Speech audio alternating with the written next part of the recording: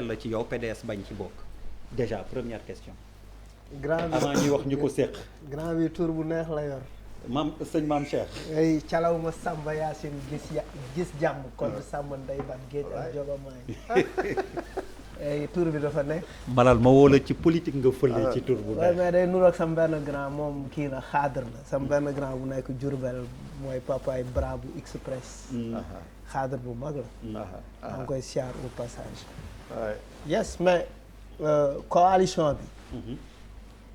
le désistement du PDS aussi. lu jar a càmbar.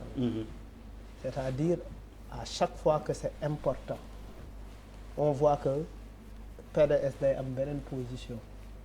daloon nañu ci élection. présidentielle.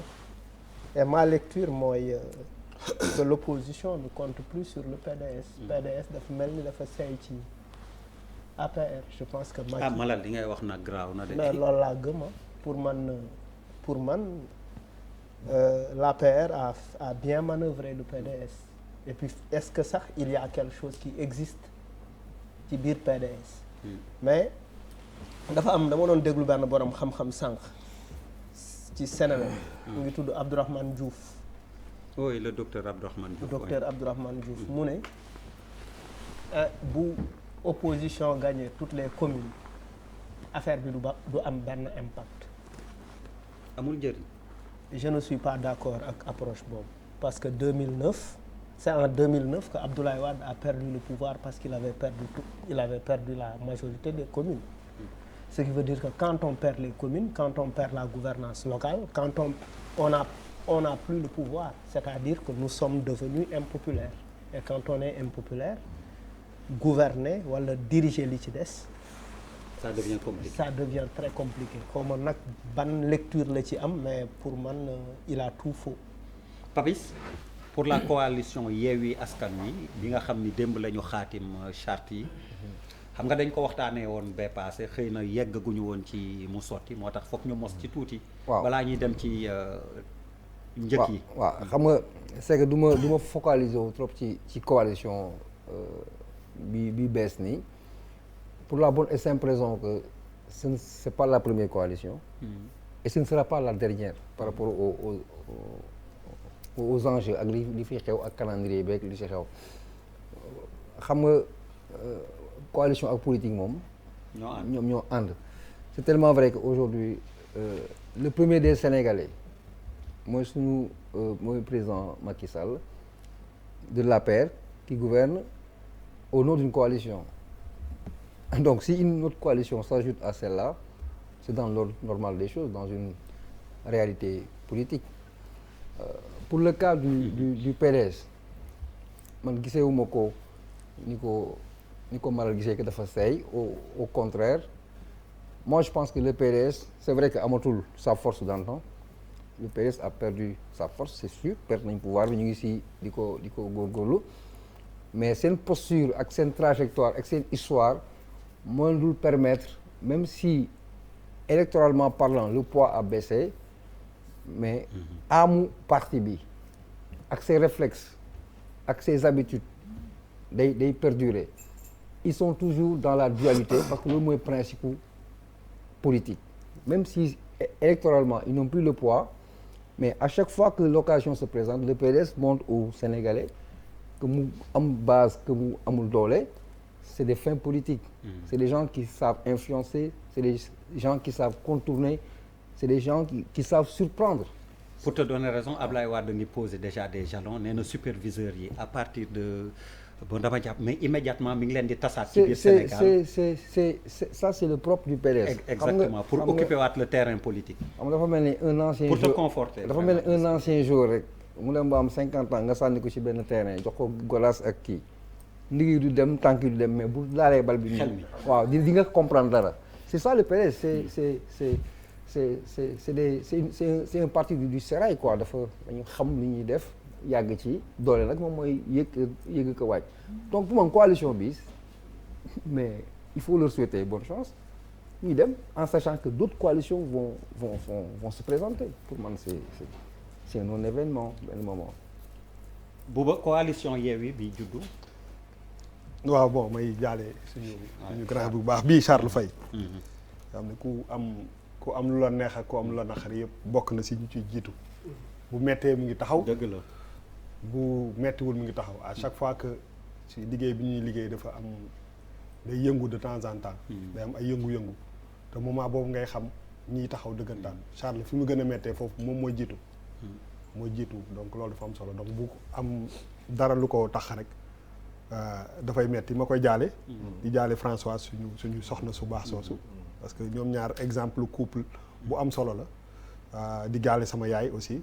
yaayu Charles nga xam ne man maay kii maay doomam préféré donc vraiment ku baax a ngi nii donc yàlla na ki jóge fii yàlla na ko yàlla teeru amiin en fait di wax que ni bon y a deux choses aussi opposition les gens ne sont pas obligés ne bokk ci coalition pour nekk ay opposants parce que dañuy fàtte aussi que ni bu ñu nee PDS nañu ne président Ablaye Wade. Parce que sans le président Abdoulaye Wade c'est pas le même PDS mi ngi dund mi ngi suivre Abdoulaye Wade laa lay tegal nii de. donc je pense que Abdoulaye Wade am na niveau bu muy toll boo xam ne bu jiituwul du nekk ci ginnaaw te loolu la li ci ëpp solo loolu la léegi bu ñu xoolee coalition bi juddu je pense que bon. ay jéego yu am solo la aujourd'hui je pense bu coalition amee da ngay seet ñi ko jiite kan moo ci peser quoi et je pense que boo xoolee dëggantaan en tout cas sur le territoire national ñëpp d'accord nañ ni ki ci ëpp nit Ousmane Sonko lay doon dëgg la yàlla bëgg te ñi ànd ak moom ci kii boobu il faut que dès maintenant que ñu intégrer ko parce que quelle que soit coalition bu munte am ambition yi looy gën a dem muy gën a définir donc ku nekk je pense que xaw naa dégg tuuti kii sax Barthélémy Dias mu brossé ko mais je pense que ku nekk war nga peser sa bopp xam li ngay jar par rapport ak li ngay jar say prétention aussi nga yemale ko foofu je pense que c'est important parce que loolu rek moom mooy tax coalition boobu continuer ku ne rek parce que am na ñoo xam ne peut-être que Sénégal dañuy jaawale parti bu am ay nit ak parti bu am ak njiit boo xam ne dafay communiquer parce que parti aussi bu ñu waxee parti ay nit yu bëri la da ngay seet ñaata nit ñoo ne ci ginnaaw après nga peser parti bi lu mu jar parce que du ki jiite parti bi rek mooy voter te wax fa dëgg yàlla ci histoire récente bi histoire coalition boobu naturellement en dehors de Dakar qui devient benn enjeu bu am solo parce que Khalifa Sall biir Dakar en tout cas am na fi doole en dehors de Dakar je ne suis pas sûr parce que aussi énigme Khalifa Sall ak PS ba léegi mi ngi flotté quand même xam nga parce que bàyyiwul affaire boobu mu kii bëgg na ko récupérer c'est sûr donc aujourd'hui bu coalition amee autour de Ousmane Sonko je pense que c'est parce que c'est de cela qu'il s'agit wax fa dëgg yàlla parce que moom moo jël 3e ci élection présidentielle yi donc il faut que déjà pour que survivre kii boobu coalition boobu nekk ku nekk xam fi nga xam ne foofu nga yem beneen bi mooy am na parce que du pourquoi ñu wax Ablaye Wade rek PDS rek ñeneen ñi bokkul ci coalition bëri na Abdoul Mbaye ci la bokk Thierno Alassane Sall ci la bokk Mamadou Lamine Diallo ci la bokk ay ñooñu ñëpp bokkuñu si donc ñoom ñëpp ku nekk am nga droit aussi xool fi nga jëm ak li nga bëgg a def te pour man opposition pourquoi ñu war a nekk ci coalition rek pour nekk une opposition de toute façon opposition la kii mën na defee nii kii mën na defee à la fin de la journée ñoom ñëpp kenn moo nekk seen kanam muy Macky Sall ak Benno Bokk Yaakaar du dëgg en tout cas loolu la ñu wane maintenant c'est pas parce que nit bokkul ci benn coalition rek ñu ne wéy dañuy waxtaan ci suuf peut-être pas peut-être que yoon yi kii wut et man moom laa yoon ni Ablaye Wade président Ablaye Wade wax fa dëgg yàlla ak nit bu mu doon je ne pense pas que mu mën a jël même pour dayoom parce que aussi il est en train d'écrire son kii yam quoi légende am xam nga gloire am mi ngi taxaw mi ngi dund ba léegi xam na liy xew ci dëkk bi donc am na foo xam ne ci taxawaay ak ci maxaama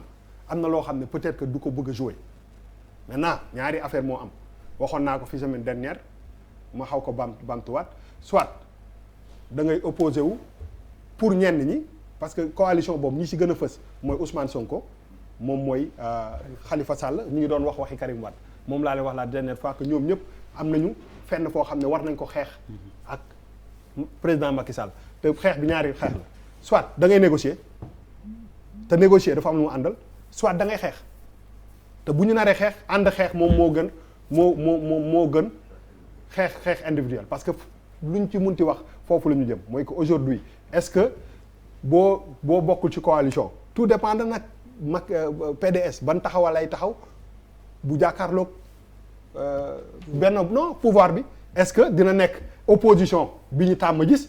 wala day. maanaam bi saf-saf. non sur les actes. pour man actes yi si la ñuy poser si la ñuy définir lu bëri soit da ngay xeex ak Macky Sall pour Karim Wade mën a présenter wu.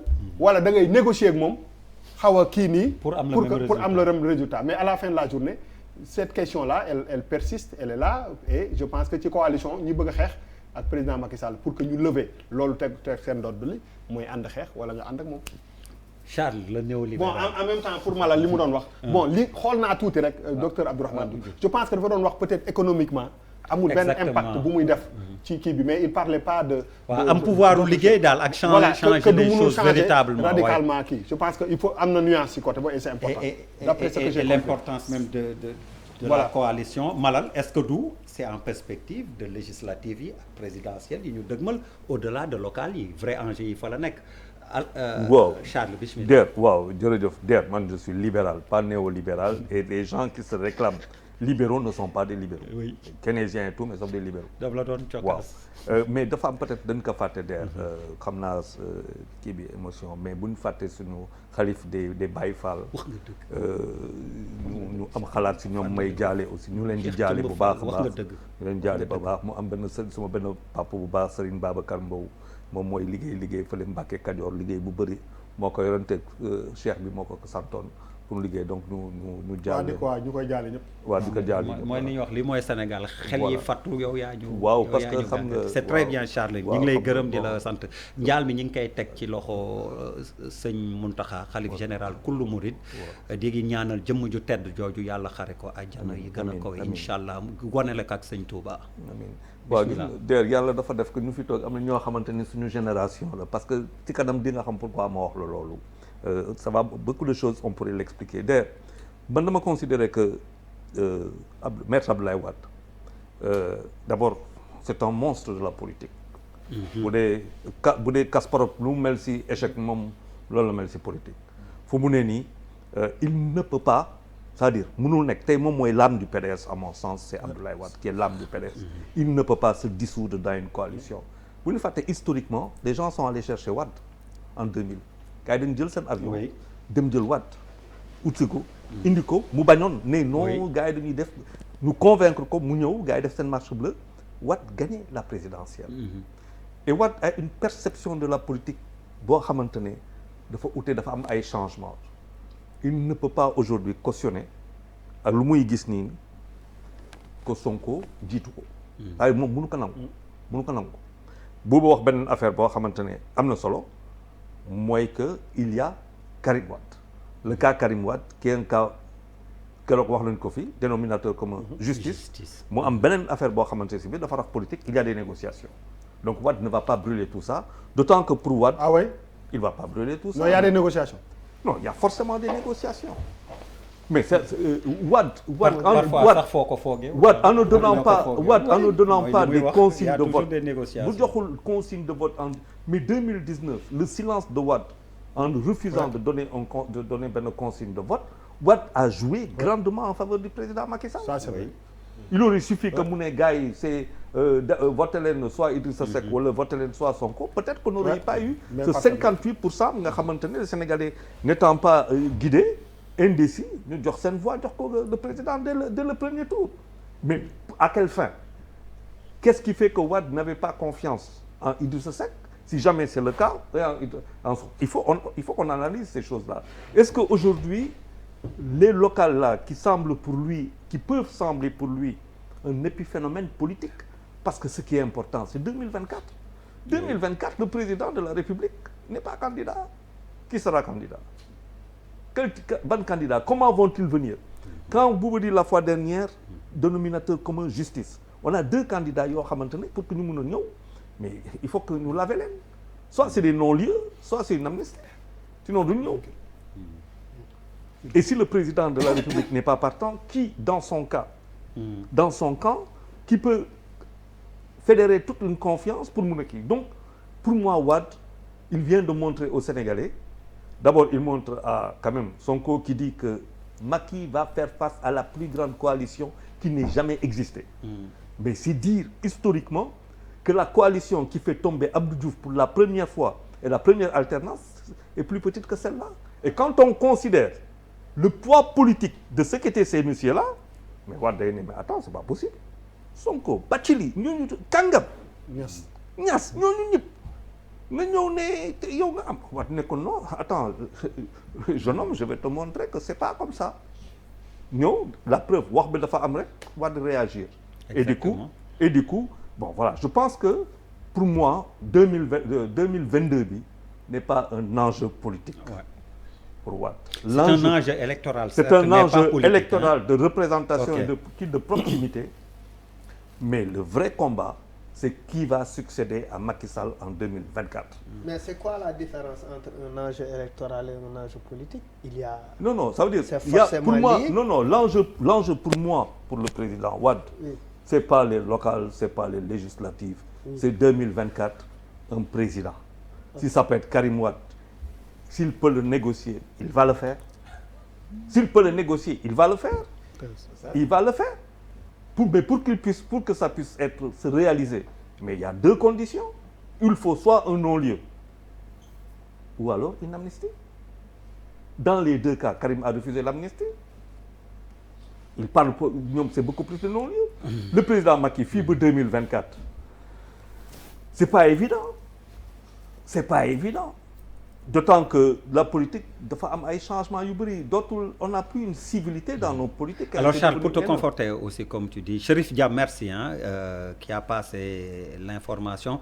Wade qui a convoqué la commission nationale de vente des cartes des membres et de renouvellement des structures du parti ce dimanche à la permanence du PDS. Comme ni nga wax comme par hasard une journée de formation, l'ultime étape préparatoire des opérations de placement et vente. Mooy li nga wax Malal comme il te dit, c'est la réponse politique de Maître Abdoulaye Wade à la coalition. Oui, Bouba, tu demandes la parole. waaw mais benn chef bi finalement. waaw benn moment aussi il faut gars yi soit dañuy opposé wala ñu bañ a opposé wu quoi parce que am na beneen affaire bu am solo mooy par exemple président Wade il est face à ses enfants quoi. Quand je dis Macky Sall, Idrissa Seck ak Karim Wade man j'aimerais bien voir fu mu jëm ak ñooñu quoi. Par la limite d'âge Bouba il ne peut plus être non pas lui. Ça aussi c'est non waxuma moom de dama ne la. boo xoolee doom jaa nga fële yeneen ñaari doom yaa nga fële. loolu dama bëgg ñu garder ko bu baax ñu denc ko ci ginnaaw. doom jaa nga Qatar yeneen ñaari doom yaa ngi ci pouvoir ba. Mburoog Sow. ah dëgg laa lay wax di. kon Gloria manqué ba léegi ñi ngi wër Gloria boobu ba léegi. xam nga ma lay wax ba Bouba ñi ngi wër Gloria boobu ba léegi. mani dama ne la lu leer laa lay wax nii.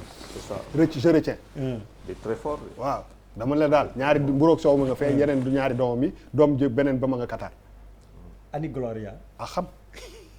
alors comme Gloria la ñuy wax ci denrée de mun nañ jàpp denrée de. waaw meew quand même meew waaw waxal meew parce que boo nee kii meew kii marque la quoi. waaw mais ki ñu nekk di kii paraphraser kañ moo ko tuddal boppam. waaw meew ñu moom erreur la. kon erreur de communication la waaw meew parce que man su ma doon kii nu mu tudd. kon meew bi manqué ci mbiru su ma doon dolli ma wala kii. da ngay mel wala kii meew. nu mu tudd Sofia. Buuba bëggul sponsor am ñu mere ko moo tax mi ngi leen di tudd. l'écran c'est très bien non su ma doon l'écran ak ñeneen bugguma keneen mel ak yeneen meew yi ak bonnet rouge. waaw damay porter plainte président Macky Sall. ne ko pourquoi waxoo bonnet rouge nga ne Gloria. Bouba est très subtil bëggul mais tout dépend de qui. bëggoon naa dama ne woon du ma wax affaire waaw politique bi quoi loolu nga waxoon de ne doo consommation politique bi ay ca. dama bëgg a wax ni il faut que nit ñi xam ni y a des partis c'est des partis historiques si vous prenez le PDS le PS du ñu mës a suux et même c'est dangereux ñu suux ci ay coalition parce que un pays démocratique quand même man je pense que war na am une opposition forte loolu mooy tax mu am ay contradictions pour que ñu mën a développer mais su fekkee ni opposition bi y a pas une opposition forte toujours il y a des substitutions. Substitution yi mooy lan c'est le peuple et le peuple des fois est incontrôlé. Le recours à la rue quoi. C'est le recours à la rue. Donc opposition forte boobu mooy permettre de canaliser certains gens ce qui se passe mais su fekkee ni tey c'est pourquoi ci benn côté. nga baal ma faut pas confondre aussi opposition forte peut-être ak coalition tout court. Non, je dis et du coup aussi bipolarisation bu ñuy xëy na bañ. c'est dans la coalition. C'est la première étape. C'est ce qui s'est passé en 2012 c'est ça c'est de coalition en coalition les gens intègrent complètement les partis. Si vous prenez le cas du PS aujourd'hui c'est dommage parce que man personnellement moi je suis socialiste dans l'âme. Je ne suis pas PS mais je suis socialiste. Je suis socialiste dans l'âme mais ce qui se passe c'est que tous ces partis-là finalement tu ne sens plus leur existence en réalité. Ok. Et c'est des partis historiques. Les appareils doivent exister. Ils représentent quelque chose dans ce pays. Ok. mais non. Ouais. Il parle d'appareil quoi. non mais d'accord mais appareil yi xam nga appareil yi lu tax mu doxul parce que appareil yi aussi pour mu dox capitaine bi des fois bu fa waree jógee keneen ñu war a jël affaire bi daf ko war a jël loolu moo rey parti te nag affaire bi changé na. je suis d'accord parti yu bees yi xam nga tamit jamono dafa dox. on est en 2021. saa yi affaire bi changé na. bu ñu non dëggantaan bu ñu fi téye rek ci parti historique yi ne bii affaire bi changé na de. non am na ay tabaski bu jotee gars yi non ay pur. gars yi paaka la ñuy xollee soble mais léegi xollee soble paaka xëy na. waaw mais attends ça a changé mais ça n'a jamais ça loolu changé wul dara. changé xam nga c'est pas parce que le leader est parti. oui ou le leader a changé que le parti n'est pas un parti. non parti am na. mais ça c'est l'histoire hein. mais grand li buuba di wax. je te dis l'histoire reste. xam nga liy jox doole mais liy jox doole important su parti yi aussi c'est l'alternance qui se passe dans ces partis là. Évidemment. Aujourd'hui au niveau du PDS loo ci munti wax lu wadd par exemple dans une partie un parti il faut le faire vivre. Aujourd'hui on a Ablaye Wade. Pourquoi le PDS ne peut pas véritablement fonctionner sans Ablaye Wade? Ce qui veut dire qu'en termes d'animation et en termes effectivement de jeu démocratique interne au niveau du parti il y a quelque chose qui est faussé. On est et d'accord. aussi dafa mel ni bon fii léegi parti da nga koy moom quoi yaa moom parti bi. ba pare parti yu bees yi aussi. non dañu changé affaire bi. affaire bi dafa changé aussi il faut ñu accepter aussi que ni affaire bi aussi fa mu nekkoon. ce n'est plus comme avant nga ah non da ngay moom sa non parti non tey jii da ngay moom sa parti ah di def lu la neex. non mais ba pare nit ñi même aujourd'hui Ousmane Sonko et le PASTEF ils ont bousculé l'ordre des choses. Mais c'est naturel. Non, attention. Non, moi je suis pas Il ne faut d'accord. pas oublier le PDS, il y a eu la génération du concret qui est venue moo nekk le premier coup mais un coup très important sur le PDS mu casser ay leviers yu bëri. Il a fallu que mu am ay barons ak yu demee noonu et pour l'émergence de Karim Wade au détriment de ñoo xamante ne ñoo fi ne woon et ça a été le premier truc. Beneen affaire boo xamante ne dafa am mooy une cristallisation très forte des populations par rapport à des choses qui ne marchent pas muy économiquement muy socialement et tout et naturellement on cherche des champions et pourquoi les partis mooy buuba lu muy wax pourquoi les partis ont pu justement ne pas remplir le rôle mais parce que Sonko est venu et a émergé mais pourquoi il a émergé parce que yeneen parti mooy li ngay wax noonu parce que ces partis ont accepté de disparaître dans des coalitions. Mais c'est ça. Donc ça veut dire quoi? Ça veut dire et c'est dangereux. Voilà et c'est très dangereux parce que en fait il faut un projet de société. Sonko a son projet un autre parti doit avoir son projet et tout et il faut loolu defe naa loolu moo ñuy sonal gis nga tey nga war a dem élection nga am benn coalition de xawma 130 partis mais naturellement qu'est-ce qu'on va se retrouver avec quoi? Avec des gouvernements qui sont taille marathon, on va combien d'institutions parce que il faut que tout le monde ne peut pas être député. C'est pas possible. Donc faut que ñu am ay fii au conseil, faut que ñu am ak yeneen créer ay affaires du dul jeex jël xaalisu dëkk bi yëpp dugal ko ci biir mu nekk un fonctionnement hyper hybride. Après on se retrouve avec quelle situation? un budget boo xamante ne 70-80% day dem si yooyu et naturellement les budgets de consolidation wala les budgets yoo xamante ne moom la ñu war a def d'investissement du ko mot donc une pressurisation sur les impôts ak yu demee noonu nit ñi di fay pour jox ces institutions et ça c'est oui bien sûr il y a d'autres coalitions déjà il y a Jotna qui était là ak waa CRD waaw mais oui Papis mais sama avis en fait pour juste une phrase rek pour peut-être am na gox bu bees aussi avec maître Tina maître Tine gox bu bees kuy maître gox yu bees waaw noonu lañ tudd kuy maître maître ñëwoon na fi jàkkaarloo avocat l'avocat Abdoulaye Tine je crois Abdoulaye Tine maître Abdoulaye Tine dafa am parti oui am na parti chef de parti la et aussi ils ont mais une xam nga coalition mais moom laay wax je n'ai rien contre maître Tine wala dara mais xam nga tamit nan waxante dëgg et puis Malal am na parti Charles am na parti Bouba am na parti kii nii ku wéet xam sa bopp saa yi am parti administratif la gën a nekk qu'autre chose am parti moom mooy am yi nit Papis Aïcha balaa muy nekk loolu disparition wala recul yenn parti yi moi je pense que c'est pas lié à ce que ñu nekk dans des logiques de coalition parce que en fait coalition bi dafa dab politiciens yi c'est le contexte mondial qui l'impose aujourd'hui c'est-à-dire parti basique man couleur unique man maay demal sama bopp amul fu mu existe rek mooy aux États-Unis bipôle bi républicain c'est la disparition de leadership léegi c'est tellement vrai que c'est non xam nga lan laa ko bëgg illustrer par exemple Ousmane Sonko aujourd'hui il s'ouvre à des coalitions mais c'est une évolution dans son discours au début il parlait de système dafa doon segg am na ñoo xam ne bu leen mais il incarne un leadership. Non. C'est justement ça la grande différence. La révolution politique dans ces trucs,